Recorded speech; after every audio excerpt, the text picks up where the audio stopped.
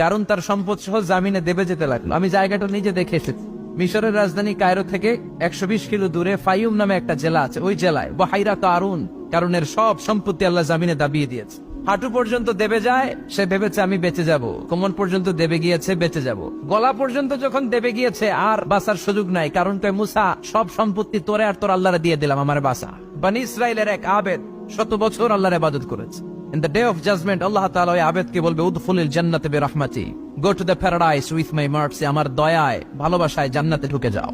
ওই আল্লাহর ওলি বলবে, বালবি আমালি, আল্লাহ আমি আমার আমল দিয়ে যেতে চাই, আপনার দয়া দিয়ে জান্নাতে যাওয়া লাগবে কেন? আমি নামাজ তো কম পড়ি নাই, জিকির তো কম পড়ি নাই, তাহাজ্জুদ তো কম পড়ি নাই। আল্লাহ বলবেন, তাই এত তাহাজ্জুদ পড়েছিস, আমি যে চোখ দিয়েছি, এই চোখের নেয়ামতের শুকরিয়াই তো তোর আদায় হয় না।